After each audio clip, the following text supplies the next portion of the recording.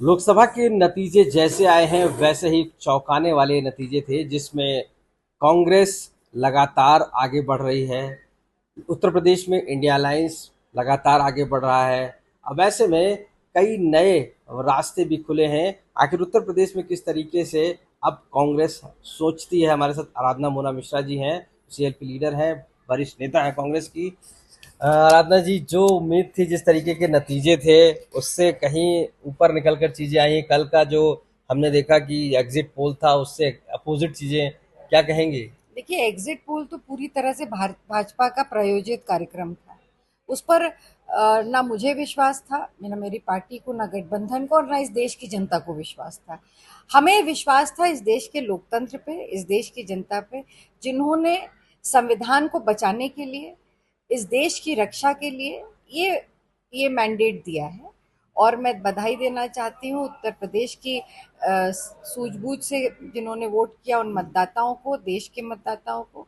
और स्पष्ट कर दिया है आज कि भारतीय जनता पार्टी का जो 10 साल का झूठ था, जब प्रधानमंत्री, एक पूर्ण बहुमत की सरकार का प्रधानमंत्री, प्रभावशाली प्रधानमंत्री, मंगल सूत्र पे वोट मांगने लगे, विपक्ष को नकारात्मक चीजें मुजरा जैसी श्रेणी में रखे, उसके साथ आज उसका जवाब इस देश की जनता ने दे दिया।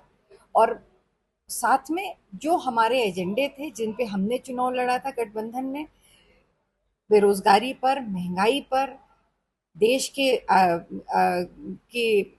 को बचाने के लिए और संविधान को बचाने के लिए, उस पर ये जीत उसकी जीत। आपको लगता है कांग्रेस के नेता राहुल गांधी और अखिलेश यादव दोनों ने जो रैलियां की हैं, जो भीड़ आई है, वो नतीजा यही था कि कहीं ना कहीं जो बीजेपी की स्ट्रेटजी थी उस पे आप लोग 17 सीटों पे लड़ रहे थे, वो 63 सीटों पे लड़ रहे थे, और लगातार अभी जो, हालांकि भी आंकड़े नहीं आए, लेकिन लगातार आगे बढ़ रहे हैं। देखिए, जो गठबंधन का हमारा शुरुआत जब हुई थी, तो बहुत ही सामंजस्य के साथ हुई थी। कोई मतभेद नहीं था। हम 17 सीटों पे लड़े, वो 63 सीटों पे लड़े, पर पूरे सामंजस्य के साथ लड़े। जहां हम लड़ रहे थे वहां पे उन्होंने हमारा सहयोग किया, जहां वो लड़ रहे थे पूरी कांग्रेस पार्टी ने उनका सहयोग किया। ये सामंजस्य के साथ लड़ने का, आपस के जो हमारे अंडरस्टैंडिंग थी, और दो लड़कों की जोड़ी ने कमाल कर दिया।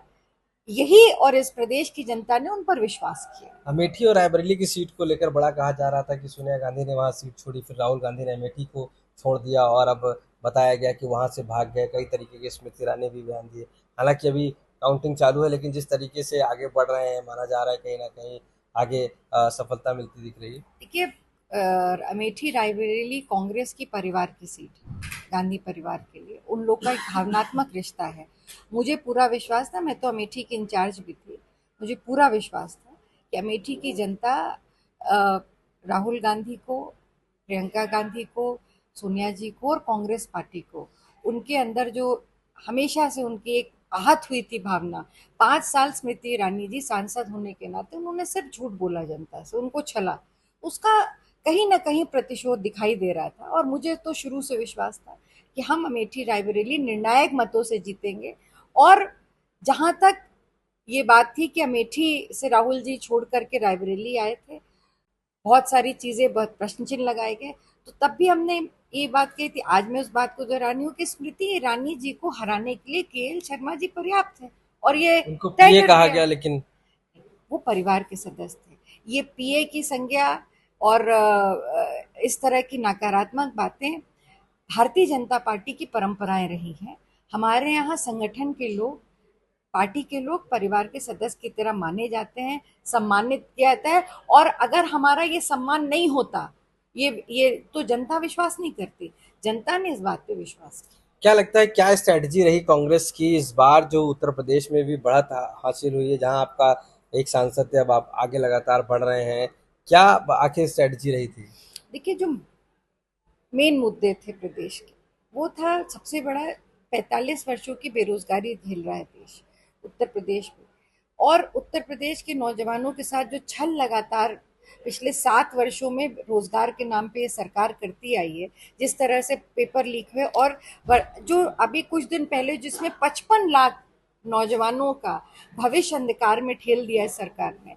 तो बेरोजगारी एक बहुत बड़ा मुद्दा थी, महंगाई एक बहुत बड़ा मुद्दा थी, जो कि गरीब आदमी के लिए और मिडिल क्लास के लिए एक बहुत बड़ा चैलेंज था, वो बड़ा मुद्दा था।